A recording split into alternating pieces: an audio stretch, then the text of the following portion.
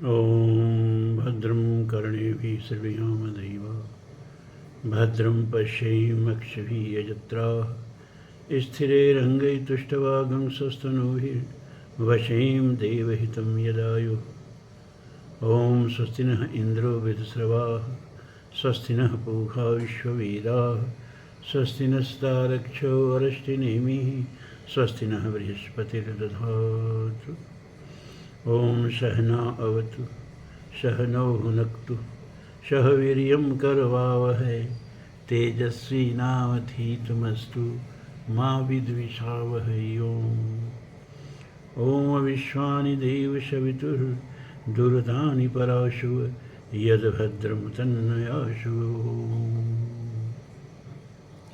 धर्मप्राण सत्संग प्रेमी सज्जनों, आज ब्रह्म विद्या का दिवस है, लेकिन आप लोगों को ये जो एपिसोड है कल मिलेगा। हमने कहा था 3 दिन महाभारत, 3 दिन वाल्मीकि रामायण, क्योंकि हमने लगातार 8 उपनिषदों को मंत्र वाइज एक मंत्र सहित व्याख्या किया। और मुझे लगा कि बहुत हो गया कल युग में, इतना शायद ही सतयुग में एक साथ बैठ के लोग सुनते हो। ये आप लोगों का बहुत अच्छा प्रयास है, विशेष करके डॉक्टर साहब का। इन्होंने बहुत प्रकल्प खोले, नर्सिंग स्कूल खोला, बच्चियों को रोज़गार देने के लिए, नर्स बनाने के लिए, फार्मेसी खोला, बीएड कॉलेज खोले बच्चों को शिक्षक बनाने के लिए, इंटरमीडिएट कॉलेज खोले, अस्पताल खोले मरीजों की सेवा करने के लिए, बहुत सारे प्रकल्प। ये सब सेवा का प्रकल्प है। और रेस्टोरेंट वगैरह जो ये सब व्यापारिक प्रकल्प है, इसलिए उसका मैं चर्चा नहीं कर रहा हूँ। जो सेवा का प्रकल्प है, जो समाज के लिए है, उसका मैं चर्चा यहाँ कर रहा हूँ। लेकिन एक ही प्रकल्प बाकी था और बहुत अनिवार्य था। वो क्या? वो है आध्यात्मिक प्रकल्प। और ये जो सत्संग रोज चल रहा है ना, ये डॉक्टर साहब का आध्यात्मिक प्रकल्प है। और आप लोग इस प्रकल्प के सदस्य हैं। रोज सत्संग के टाट पर आके बैठ जाना और ब्रह्म विद्या का श्रवण करना या अपने शास्त्रों का श्रवण करना, ये आसान बात नहीं है और ये बहुत दुर्लभ भी है। सत्संगत दुर्लभ संसारा निमिष दंड भर ये कहूँ बारा, धन्य घरी सोई जब सत्संगा।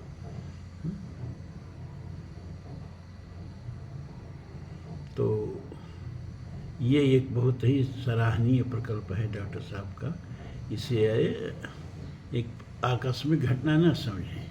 ये नहीं कि हंस जी खाली सुना देते हैं, नहीं नहीं नहीं नहीं। हंस जी नहीं रहेंगे, कोई दूसरा रहेगा। डॉक्टर साहब का प्रकल्प चलता रहेगा। जैसे इनका इंटरमीडिएट कॉलेज चल रहा है, जैसे नर्सिंग स्कूल चल रहा है, जैसे फार्मेसी चल रही है, जैसे बीएड की कक्षाएँ चल रही हैं, और जैसे नारायण सेवा चल रही है, ये सब सामाजिक प्रकल्प हैं। व्यापारिक प्रकल्प भी होंगे, हमको नहीं पता है।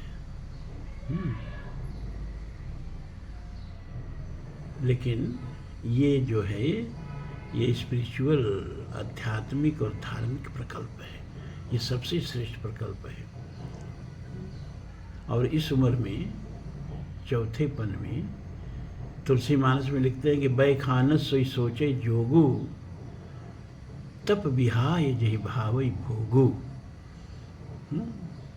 इस उम्र में आकर के जब गर्दन तक हम मृत्यु के पेट में समा गए होते हैं, भागवत में एक रूपक दिया है कि जैसे बरसात और साथ में क्या होता है ना, सांप जो है मेढक को या मेढकी को पकड़ लेता है, तो प्रायः जब पकड़ने की कोशिश करता है तो मेढक भागता है उछल करके, लेकिन उसके पैर लंबे होते हैं और उसका पैर दो सांप के मुख में आ जाता है और वह धीरे धीरे निगलने लगता है। मेढक पीड़ा से चीखने लगता है, लेकिन मेढक के सामने से अगर कोई मच्छर उड़ के जाए ना तो उसको पेट में डाल लेता है। अपने सांप के पेट में जा रहा है और मच्छर को अपने पेट में डाल लिया। इसी तरह जन्मते ही मनुष्य का पैर मृत्यु रूपी अजगर पकड़ लेता है और धीरे धीरे निगलने लगता है। और बचपन निकला है, यौवन निकला, अधेड़ावस्था निकला, बुढ़ापा निकला, गर्दन तक चले गए हैं मृत्यु रूपी अजगर के पेट में, लेकिन फिर भी भोग ही भाग रहा है। तो तुलसी ने लिखा कि बहिखान सोई सोचे जोगू तब बिहाय जही भावई भोग। तो बहुत बहुत साधुवाद डॉक्टर साहब को कि आपने इस तरह के प्रकल्प पर भी ध्यान दिया कि एक आध्यात्मिक प्रकल्प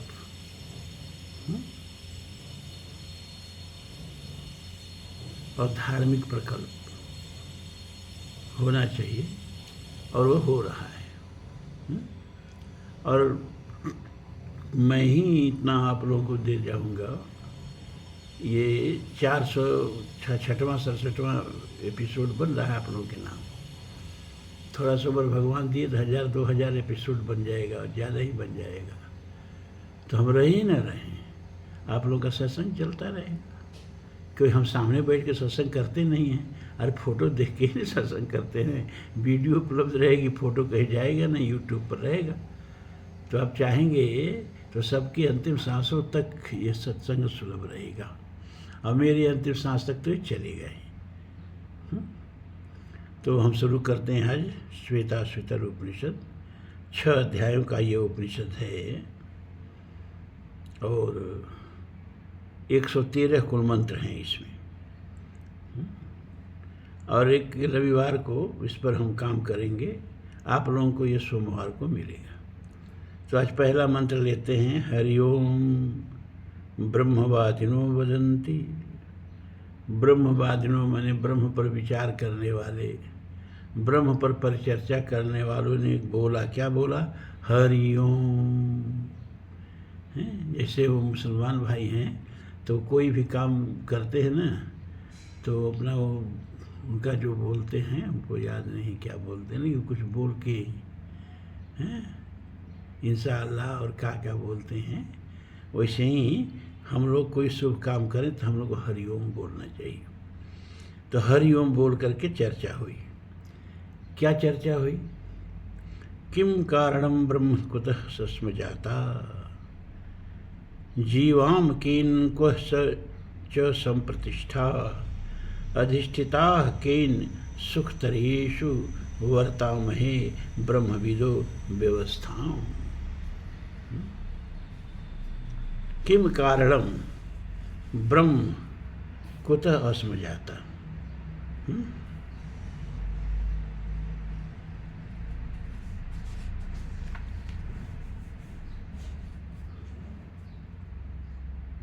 आपस में चर्चा करते हुए वो ब्रह्मवादिन वेद को जानने वाले ऋषि महर्षि आपस में चर्चा कर रहे हैं। किम कारणम, इस जगत का मुख्य कारण कौन है? ब्रह्म किम, ब्रह्म कौन है? कुतः जाता है, हम लोग किससे उत्पन्न हुए? यह जगत किससे उत्पन्न हुआ? केन, जीवाम, और किस में जी रहे हैं? किसके सहारे जी रहे हैं?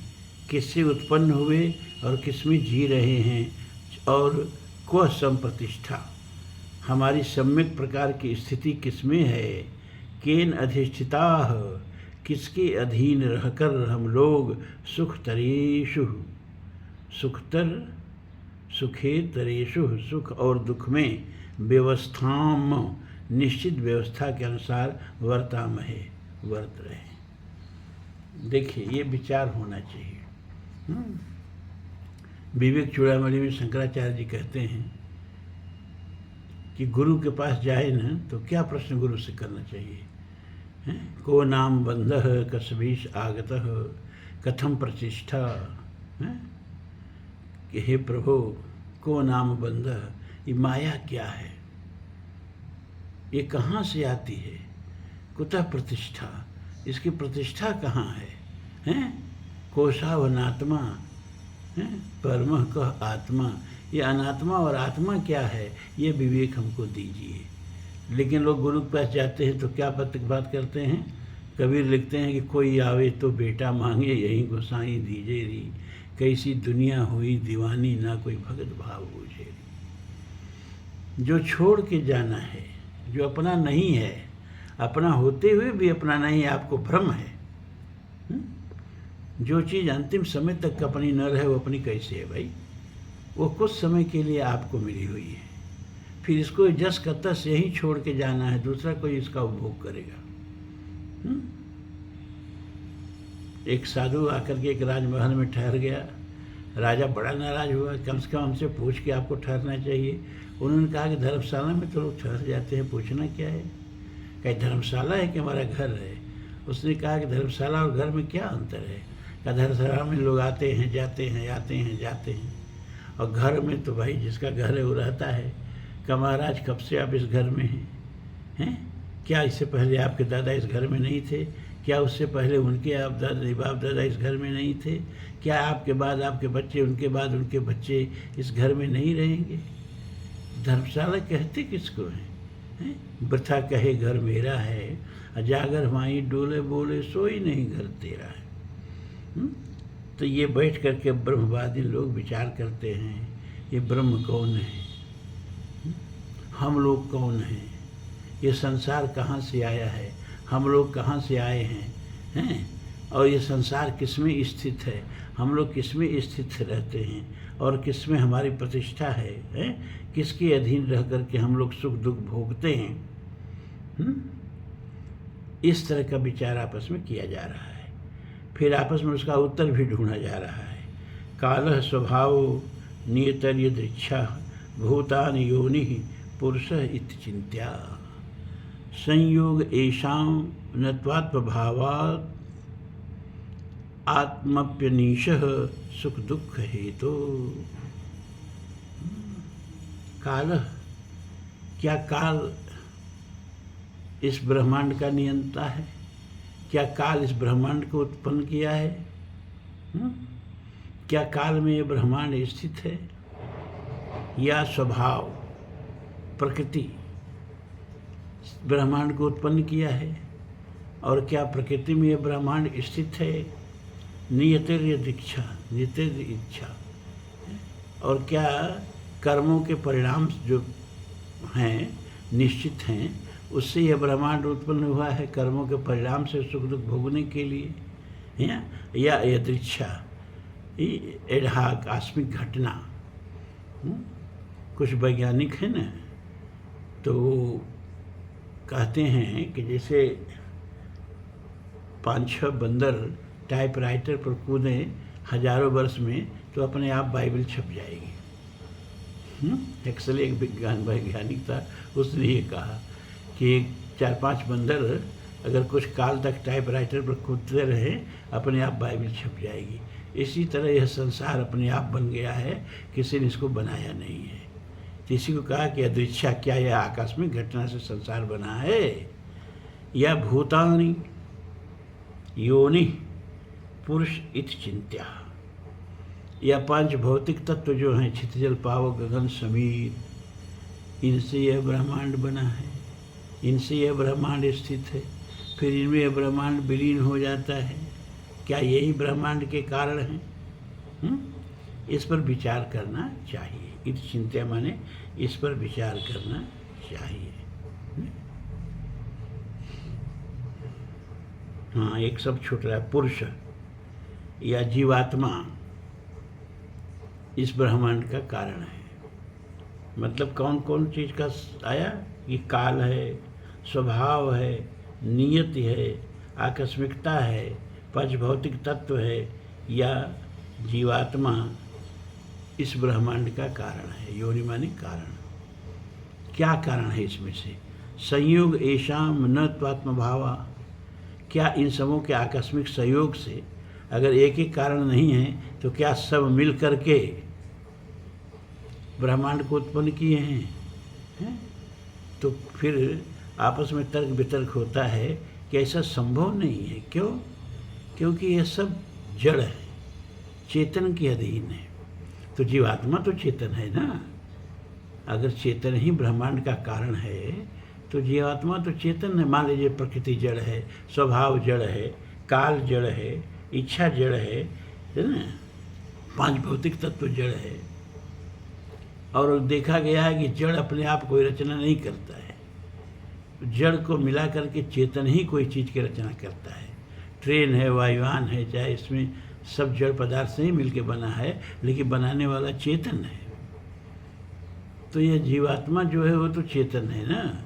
तो क्या इसी ने इस ब्रह्मांड का निर्माण किया है? तो कह रहा है नहीं। क्यों? क्योंकि यह जीवात्मा भी जो है स्वतंत्र नहीं है, परतंत्र है और सुख दुख का भोगता है। जो परवश है, जो स्वतंत्र नहीं है, वह इतने बड़े ब्रह्मांड की रचना कैसे कर सकता है? वो तो खुद सुख दुख भोगती है जीवात्मा।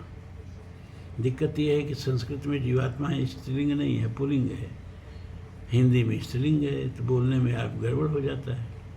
अग्नि है, अग्नि जो है संस्कृत में और वैदिक संस्कृति में पुल्लिंग है और हिंदी में स्त्रीलिंग है। तो हम लोग जब उपनिषद पर बोल रहे होते हैं, वेद पर बोल रहे होते हैं, तो आत्मा को भी पुल्लिंग में बोलेंगे, अग्नि को भी पुल्लिंग में बोलेंगे। इस बात का ध्यान रखिएगा। ये मत सोचिएगा अच्छा तो इनको तो व्याकरण ही नहीं आ रहा है। ऐसा नहीं है।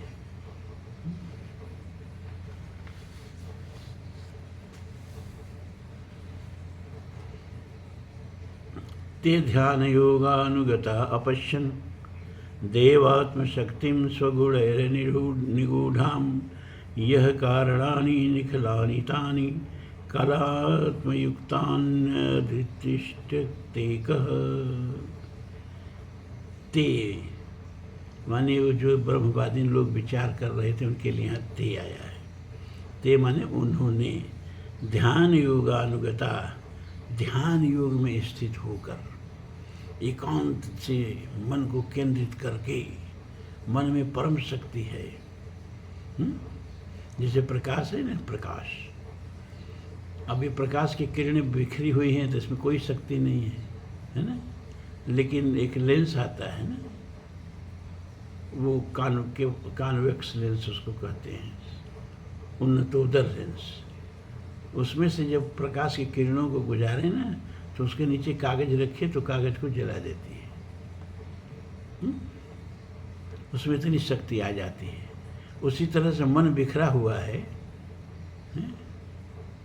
तो इसमें कोई शक्ति नहीं है। लेकिन मन संकेंद्रित हो जाए तो जैसे प्रकाश की किरणें संकेंद्रित होकर लेजर किरण बन जाती हैं, वैसे ये मन में असीम शक्ति आ जाती है।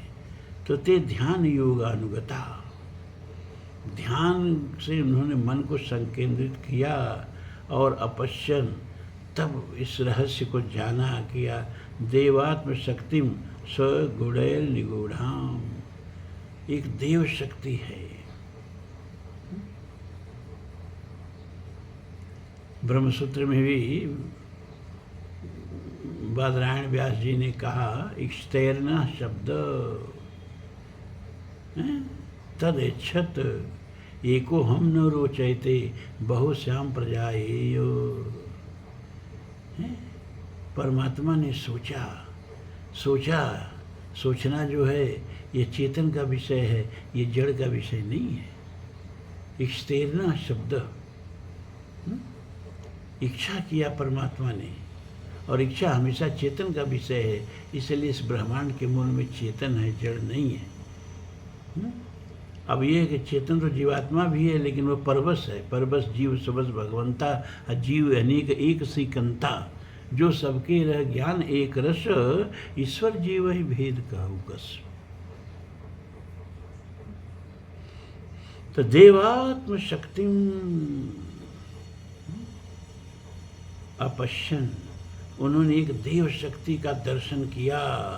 स्वगुणैर निगूढ़ाम, जो अपने ही गुणों से अपने को आच्छादित किए हुए है। कौन गुण? सतोगुण, रजोगुण, तमोगुण, यही माया के गुण हैं। दैवी हिंसा गुणमयी मम माया दुरत्यया, मामेव ही प्रपद्यन्ते माया मेताम तरन्ति ते गीता। ये जो माया है, ये दैवी माया है, गुणमयी माया है, त्रिगुणात्मक माया है, सतोगुण रजोगुण तमोगुण, इससे परमात्मा अपने को आच्छादित किए हुए है। माया के दो कार्य प्रमुख होते हैं, वो कौन कौन होते हैं? आवरण और विक्षेप। मतलब जो सत्य है, जो वास्तविकता है, माया उसको ढक लेती है, और जो नहीं है उसको दिखाती है। आवरण और विक्षेप है तो ब्रह्म, लेकिन ब्रह्म को आच्छादित कर दिया और जगत नहीं है उसको दिखा रही है। तो अपने ही गुणों से आच्छादित एक देव शक्ति का उन्होंने ध्यान में जाके दर्शन किया। यह कारणानि निखलानि तानि कलात्मयुक्तान्यधितिष्ठते कः। और वह परमात्मा अकेला ही है, क्योंकि जब वो था तो कुछ नहीं था। न सदासी तदानीम नासी द्रजो न व्योमा परो यतो किमावरीवः कुहकस्य सर्वनम्बः किमासीद गहनम गभीरम। न मृत्युरासीदमृतं न तरहि न रात्रा अहन आसीत् प्रकेतः आनीदवातं सदया तदेकं तस्माद्ध्यानं परः किंचनास्। मृतम आसीत् तमसा गुहम अग्रे अप्रकेतं शरीरं सर्वमाइदं तुच्छेन वा पिहितम यदासीत् तपसा स्तन्महीना जायतैकम्। काम सदग्रे संवर्धदादि मनसो रेत प्रथमम यदासीत् सतो बंधु मसत निर्विंदन हृद प्रतीक्षा कबयो मनीषा। ऋग्वेद। वही था, कुछ नहीं था, अकेला था। कुछ नहीं था, न सत था न असत था, न सूक्ष्म प्रकृति थी न स्थूल प्रकृति थी, न आकाश था, न रज संज्ञ कोई पदार्थ था, न दिन रात का भेद करने वाले चांद तारे सूरज थे, न काल था, कुछ नहीं था। बिना प्राण के प्राण करते हुआ एकमात्र वही परमात्मा ही था। उसको अकेले अच्छा नहीं लगा। यही हमको बात घबरा जाती है कि जब उसको अकेले अच्छा नहीं लगा, उसने संसार बनाया, सुख बनाया, दुख बनाया।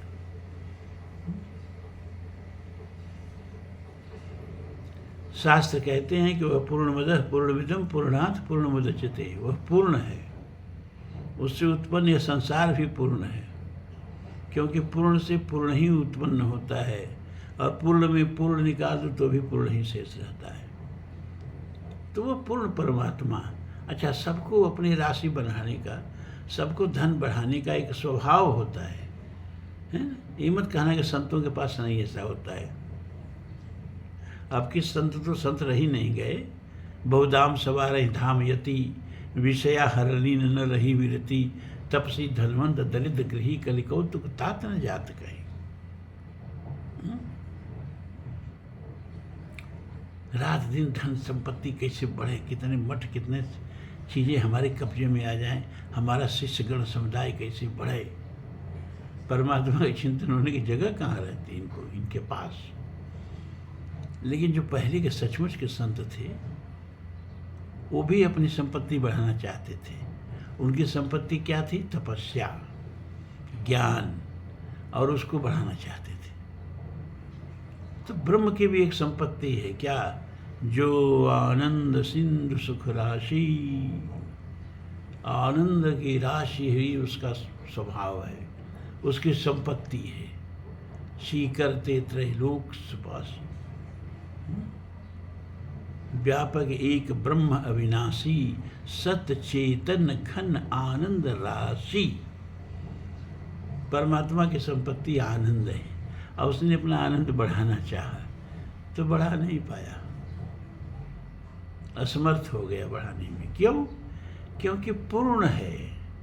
अब बढ़ने की जगह ही नहीं है। बढ़ने की जगह रहे तो पूर्ण कैसे होगा? वेद कहता है वह पूर्ण है, और तनिक भी आनंद अपना बढ़ा लेता, पूर्ण कैसे रहता है? और अपने जैसे कि मिश्री को मिश्री का स्वाद नहीं मालूम, मिश्री का स्वाद मिश्री चखने वाले को मालूम होता है। वैसे परमात्मा के आनंद जो है, कभी कभी आप देखते हैं ना कि बट के पत्र पर बालक बन के परमात्मा अपने अंगूठे को चूस रहा है। इसके पीछे आध्यात्मिक सत्य क्या है? परमात्मा ने कहा ये ऋषि है और मुनि ये सब मेरे पैरों में ही क्यों लिपटे रहना चाहते हैं? कौन सा इनको आनंद मिलता है? पद राजीव बरन नहीं चाही, अब मुनिमन मधुब लुबुध जिन माही। तुलसी लिखते हैं ना, पद राजीव बरन नहीं जाही, चरण कमलों के वर्णना कैसे करें। मुनियों के भ्रमर रूपी मन हमेशा उन चरणों में लुब्ध रहते हैं। परमात्मा ने कहा भाई क्या है इस चरणों में, जरा हम भी अपना चरण चख के देखें। तो अपने चरण को अपने मुंह में डालना चाहे तो जैसे आपको परेशानी हो जाएगी, अब बच्चा आसानी से डाल लेगा। बच्चा अपना अंगूठा पैर का चूसते हैं सब, वो मुंह में डाल लेंगे, लेकिन आप नहीं डाल पाएंगे, बड़ी साधना की जरूरत पड़ेगी। तो परमात्मा ने जब अपना अंगूठा चखना चाहा तो चख ही नहीं पाया, मुंह तक चला ही नहीं। तो उसने कहा अच्छा रुको रुको, वो बालक बन गए और बालक बन के अपना अंगूठा अपने मुंह में डाल के चखने लगे। मतलब अपना आस्वाद अपने कैसे लें परमात्मा, इसके लिए उन्होंने अपना आनंद खोया। आनंद खोने के लिए अपना उन्होंने जगत का निर्माण किया और ब्रह्म से जीव बना। व्यापक एक ब्रह्म अविनाशी, सत चेतन घन आनंद राशि। और जीव क्या है? उस आनंद राशि का बिंदु मात्र है। ईश्वर अंश जीव अविनाशी, चेतन अमल सहज सुख राशि। जीव बना, जीव बन के अपना आनंद खोया और खो करके जब साधना के द्वारा अपना आनंद पाता है तो आनंद का स्वाद चखता है। अरे जो खोया नहीं वो पाने का स्वाद चख ही नहीं सकता, जो जागा नहीं उसको नींद का स्वाद आ ही नहीं सकता, जिसने श्रम नहीं किया उसको आराम का सुख मिल ही नहीं सकता, जो भूखा नहीं हुआ उसको भोजन का स्वाद मिल ही नहीं सकता, जो खोया नहीं वो पाने का स्वाद पा ही नहीं सकता। अपना आनंद खोने के लिए उसने जगत का निर्माण किया, ऐसा भी शास्त्र कहते हैं।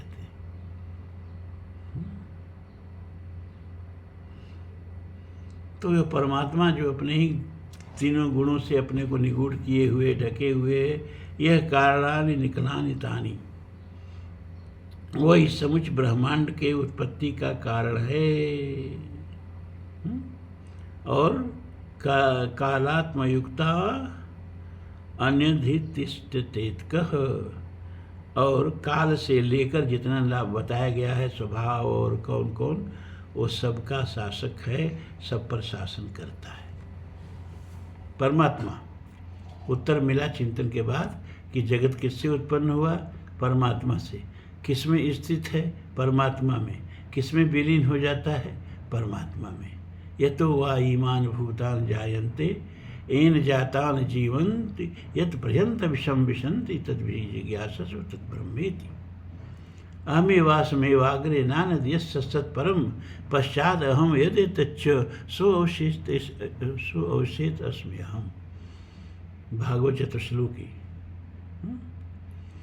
मैं ही पहले था, अहम एव आसम अग्रे, मैं ही पहले था। ये सत असत स्थूल सूक्ष्म प्रकृति व्यक्त अव्यक्त प्रकृति कुछ नहीं थी, केवल मैं था। और पश्चात बाद में केवल मैं ही रहता हूँ। आदि में मैं, अंत में मैं, और बीच में जो सारा प्रपंच देखते हो ये भी मैं। जैसे एक मन ही होता है और सपने में नाना प्रपंच फैला लेता है, लेकिन वो सारा प्रपंच वास्तविक नहीं होते हैं, वो मन ही नाना प्रपंच बन जाता है। वो मन की स्फुरणा होती है और फिर जगने पर मन अकेला रह जाता है, सारा स्फुरणा उस मन में विलीन हो जाती है। वैसे ही संसार जो है मेरे संकल्प की स्फुरणा है, स्फुरित हो रहा है और फिर मेरे में ही विलीन हो जाता है। तमेक नेमिं त्रिवृतं घोर शांतम शतारधारम विशत प्रत्यारविहि अष्टकेह खड्भिर्विश्वरूपैकपाशं त्रिमार्गभेदं द्विनिमित्तैकमोहम। तम माने उस, एक नेमी वाले। नेमी का मतलब होता है, अच्छा यहाँ देखिए संसार को रथ के पहिए का रूपक दिया जा रहा है ना। तो रथ का भले ही पहिया ना देखे हो, बैलगाड़ी का तो पहिया देखे होंगे आप ना। बैलगाड़ी का तो आप सब लोगों के होश में भी बैलगाड़ियाँ चलती रही होगी, उनके पहिया का ध्यान दीजिए। उस पहिया का जो परिधि है उसको नेमी कहते हैं, नेमी। तो एक नेमी संसार को यहाँ चक्र के रूप में प्रस्तुत किया जा रहा है। एक नेमी, एक परिधि वाले, त्रिवृतम, 3 घेरों वाले। वो जो बैलगाड़ी का पहिया देखे होंगे तो पहिया उसकी परिधि के चारों तरफ जो है हाल मड़ी रहती है। हाल का मतलब लोहे की पट्टी, लोहे की पट्टी, हाल।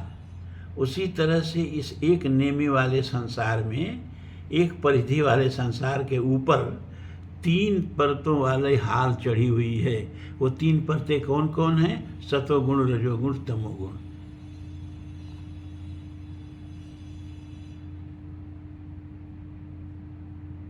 खोड शांतम, 16 सिर वाले।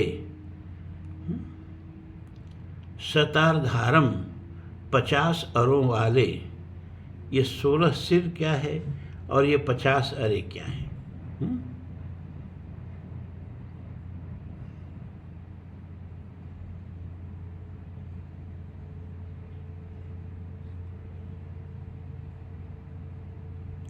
तो आप देखे होंगे वो पहिया जो है गोलाई तो एक लकड़ी से नहीं बना होता है। वो लकड़ी के छोटे छोटे टुकड़े, छोटे छोटे टुकड़े इस तरह से मिला करके वो गोल पहिया बनती है।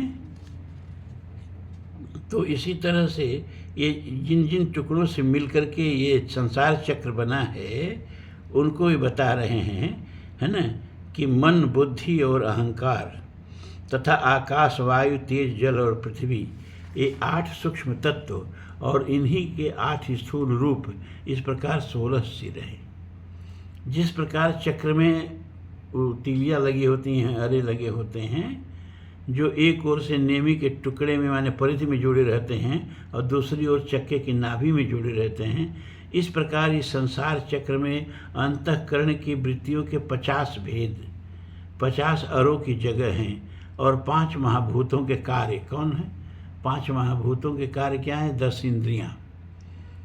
ये 10 इंद्रियाँ 5 महाभूतों के ही कार्य हैं। सूक्ष्म महाभूत से ज्ञानेंद्रियाँ और स्थूल महाभूत से कर्म इंद्रियाँ, और 5 विषय इनके कौन? 5 तन्मात्र, रूप, रस, गंध, स्पर्श। रूप, रस, शब्द, स्पर्श और गंध। और 5 प्राण, प्राण, अपान, उदान, व्यान, समान। ये 20 सहायक अरों की जगह है, जिसमें से 8 चीज़ों के 6 समूह अंग रूप में विद्यमान है। ये 8 के 6 समूह क्या हैं? तो पहला है कि भूमिरापः नलो वायु खंग मनो बुद्धि रीव च अहंकारम इतीयम में भिन्ना प्रकृत अष्टधा। गीता के 7वें अध्याय में भगवान कहते हैं ये जो प्रकृति के 8 रूप है भूमिरापो अनल वायु खंग मनो बुद्धि रीव च अहंकारम इतीयम में भिन्ना प्रकृत अष्टधा। तो 5 तत्व का नाम ले लिया, भूमि, आपः, अनल, वायु, खंग। खंग माने आकाश, भूम माने भूम, आपः माने जल है, अनल माने अग्नि, वायु माने वायु, खंग माने आकाश। ये 5 भौतिक तत्व और अहंकार, मन, बुद्धि और अहंकार, ये 8 जो है अष्टधा प्रकृति हैं। ठीक है, तो ये एक पहला अष्टक हो गया। दूसरा अष्टक क्या है? ये जो शरीर के 8 धातुएं हैं, त्वचा है, मांस है, रक्त है, मेद है, हड्डी है, मज्जा है, बिर है। तीसरा अष्टक क्या है? अणिमा, महिमा, गरिमा, लघिमा, प्राप्य, पराकाम, ईशित्व, वशित्व, ये 8 सिद्धियाँ। अणिमा जितना सूक्ष्म चाहे हो जाए, महिमा जैसे सूक्ष्म हनुमान जी हो गए, अति लघु रूप पवन सुतलीना। महिमा विशाल, जितना विशाल, कनक भूधराकार शरीरा। गरिमा इतना गढ़ू, अंगद जी ने अपना पांव इतना गढ़ू कर दिया कि पूरे रावण की सभा मिलकर उसे उठा ही नहीं पाई। और लघिमा एकदम हल्का हो जाना। हनुमान जी इतने हल्के हो गए कि रावण का देवी को जो चढ़ाने के लिए फूल जा रहा था उसमें जाके बैठ गए। प्राप्ति प्राकाम में ईशित्व बसित्व, जो चाहे उसको प्राप्त कर लेना, जो इच्छा हो बस, और जिसको चाहे बस में कर लेना। ये 8 प्रकार की सिद्धियां होती हैं। और चौथा अष्टक क्या है? धर्म, ज्ञान, वैराग्य, ऐश्वर्य, अधर्म, अज्ञान, अवैराग्य और अनैश्वर्य। और 8 प्रकार की देव योनियाँ, ब्रह्मा, प्रजापति, देव, गंधर्व, यक्ष, राक्षस, पितर और पिशाच। समस्त प्राणियों के प्रति दया, क्षमा, अनुसूया माने निंदा न करना, शौच, बाहर भीतर की पवित्रता, अनायास मंगल और कृपणता और अस्पृहा। ये आत्मा के 8 गुण, यही 6 अष्टक जो है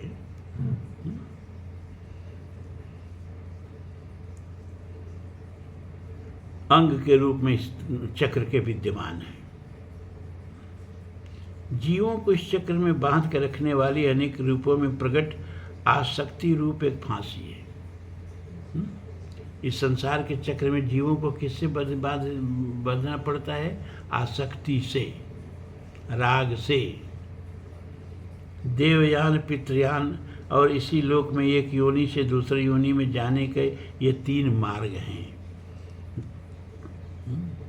देवयान, पितृयान, देवयान के लोग जो जाते हैं ज्योति मार्ग से और फिर लौट के नहीं आते। पितृयान जो हैं धूम्र मार्ग से जाते हैं, वो पितृ लोक में सुख भोग करके फिर उनको धरती पर आना पड़ता है। और एक हैं जो कि न देवयान से जाते हैं न पितृयान से जाते हैं, इसी धरती पर एक योनि से दूसरी योनि में आते जाते रहते हैं। ये 3 मार्ग हैं इस चक्र के। पुण्य कर्म और पाप कर्म, ये 2 जीवन के इस चक्र के साथ साथ घुमाने में निमित्त हैं। और जिसमें अरे टंगे रहते हैं वो नाभि अज्ञान है, अविद्या है। इस अविद्या में ये सारा संसार चक्र बधा हुआ है। पंच स्रोतो अम्बु पंचयोन्युग्रवक्रो पंच प्राणोर्मि पंच बुद्धयादिमूलां पंचवार्तां पंच दुखोघवेगां पंचाशद्वेदां पंच परवामधीमः। पंच स्रोतो अम्बु, 5 स्रोतों से आने वाले विषय रूपी जल से युक्त। अब यहाँ ऊपर संसार की तुलना चक्र से किया, अब नीचे संसार की तुलना नदी से कर रहा है कि 5 स्रोतों से आने वाले विषय रूपी जल से युक्त। ये 5 स्रोत कौन कौन हैं जिनसे कि ये जल आता है इस नदी में?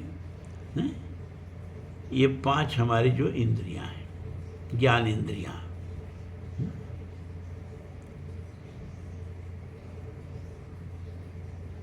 पंचोन्युग्रवक्राम, 5 स्थानों से उत्पन्न होकर भयानक और टेढ़ी मेढ़ी चलने वाली। पंच प्राणोर्मी, 5 प्राण रूपी तरंगों वाली। पंच बुद्धयात मूलाम, 5 प्रकार के ज्ञान का आदि कारण मन ही है और मूल जिसका मन ही जिसका मूल है। पंचवार्ताम, 5 अवर्त, आवर्त कहते हैं, आवर्त कहते हैं भंवर को। पंचावर्ताम माने 5 भंवरों माने भंवरा नहीं समझिए, वो जो भंवर उठती है नदी में, 5 भंवरों वाली। पंच दुखोग भेगाम, 5 दुख रूपी प्रवाह के वेग से युक्त। पंच परवाम, 5 पर्वों वाली। और पंचशद भेदाम, 50 भेदों वाली नदी के हम लोग जानते हैं, ये ऋषि लोगों ने कहा। अभी नदी क्या भैया? इस मंत्र में संसार का नदी के रूप में वर्णन किया गया है, पहले ही बता दिया मैंने आपको। वे ब्रह्मज्ञ ऋषि कहते हैं हम एक ऐसी नदी को देख रहे हैं जिसमें 5 ज्ञानेंद्रियाँ ही 5 स्रोत। इस नदी में जल कहाँ है? 5 ज्ञानेंद्रियों का झलबरा है, रूप रस गंध शब्द और स्पर्श। संसार का ज्ञान हमें 5 ज्ञानेंद्रियों के द्वारा ही होता है। इन्हीं में से होकर संसार का प्रवाह बहता है। इसीलिए इंद्रियों के यहाँ स्रोत कहा गया है। ये इंद्रियां पंच सूक्ष्म भूतों माने पंच तन्मात्राएं रूप रस शब्द स्पर्श और गंध से जुड़ी उत्पन्न होती हैं। इसीलिए इस नदी के 5 उद्गम स्थान माने गए हैं। 5 तन्मात्राएं ही नदी के 5 उद्गम स्थान हैं। इस नदी का प्रवाह बड़ा ही भयंकर है। इसमें गिर जाने से बार बार जन्म मृत्यु का क्लेश उठाना पड़ता है। संसार की चाल बड़ी टेढ़ी है, कपट से भरी है। इसमें से निकलना कठिन है। एक कवि ने लिखा बड़ी सुंदर कविता, दोने में धरे किसी दीप की तरह, दोने में धरे किसी दीप की तरह, उम्र की नदी में हम बह रहे उधर, शोक लहर हमको लिए जा रही जिधर। देखते होंगे आप गंगा जी में दोना में लोग दीप रख देते हैं। अब बेचारा दीप गंगा की लहर के ऊपर बह रहा है, अब लहरें जिधर ले जाएं। कई कई घाट बगल से गुजरे, पा सका कहीं ठौर नहीं, मन का संबंध किसी और जगह, लहरें लिए जा रही हैं और कहीं। बाढ़ में उखड़ गए मृणाल की तरह, वक्त की नदी में हम बह रहे उधर, शोक लहर हमको लिए जा रही जिधर। तो इसमें इस बहाव से निकलना बड़ा कठिन है। इसीलिए इस संसार रूपी नदी को वक्र कहा गया है। जगत के जीवों में जो कुछ भी चेष्टा हलचल होती है प्राणों के द्वारा होती है। इसलिए प्राणों को इस भवसरिता का तरंगमाला कहा गया है। नदी में हलचल तरंगों से ही होती है। 5 ज्ञानेंद्रियों के द्वारा होने वाले चाक्षुष आदि 5 प्रकारों का ज्ञान आदि कारण मन है। जितने भी ज्ञान हैं सब मन की ही तो वृत्तियां हैं। इसमें न हो तो इंद्रियों के सचेष्ट रहने पर भी किसी प्रकार का ज्ञान नहीं होता। यह मन ही संसार रूप नदी का मूल है। मन से ही संसार की सृष्टि होती है। सारा जगत मन की कल्पना है। मन के अमन हो जाने पर संसार का नाश हो जाता है। तो इंद्रियों के शब्द स्पर्श आदि 5 विषय ही इस संसार नदी में आवर्त अर्थात भंवर हैं। इन्हीं में फंसकर जीव जीवन मुक्ति के चक्कर में पड़ जाता है। गर्भ का दुख, जन्म का दुख, बुढ़ापे का दुख, रोग का दुख और मृत्यु का दुख, ये 5 प्रकार के दुख ही इस नदी के प्रवाह में वेग रूप है। इन्हीं के थोड़ी थपेड़ों से व्याकुल जीव रहता है और इस योनि से उस योनि में भटकता रहता है। अविद्या, अस्मिता, राग, द्वेष और अभिनिवेश। अविद्या माने अज्ञान, अस्मिता माने अहंकार, राग माने जानते ही हैं, द्वेष इसके माने भी जानते ही हैं, अभिनिवेश माने मृत्यु का भय। ये 5 विध क्लेश ही इस संसार रूपी नदी के 5 पर्व अर्थात विभाग हैं या घाट हैं। इन्हीं 5 विभागों में यह जगत बटा हुआ है। इन 5 का समुदाय ही संसार का स्वरूप है और अंतःकरण की 50 वृत्तियाँ ही इस नदी के 50 भेद अर्थात भिन्न भिन्न रूप हैं। अंतःकरण की वृत्तियों को लेकर ही संसार में भेद की प्रतीत होती। तो ये 5 मंत्र आज हो पाए, इससे ज़्यादा हो भी नहीं पाएगा। इस तरह सोमवार को आप लोगों को याद आध्यात्मिक पाथेय मिलेगा। रविवार को हम ये एपिसोड बना रहे हैं।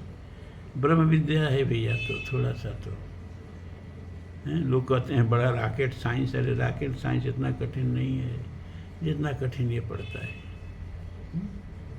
कहत कठिन समझत कठिन। लेकिन देखिए, एक संत पुरुष के संयोजन से हमको आपको ये सत्संग का सौभाग्य मिला है। वो डॉक्टर साहब भगवान इनको शतायु करें और इनकी यह सुबुद्धि बनाए रखें ताकि यह कार्यक्रम चलता रहे। ओम पूर्णमदः पूर्णमिदं पूर्णात् पूर्णमुदच्यते पूर्णस्य पूर्णमादाय पूर्णमेवावशिष्यते। सर्वे भवन्तु सुखिनः, सर्वे सन्तु निरामयाः, सर्वे भद्राणि पश्यन्तु, मा कश्चित् दुःखभाग् भवेत्। असतो मा सद्गमय, तमसो मा ज्योतिर्गमय, मृत्योर्मा अमृतं गमय। ओम शांति शांति शांति।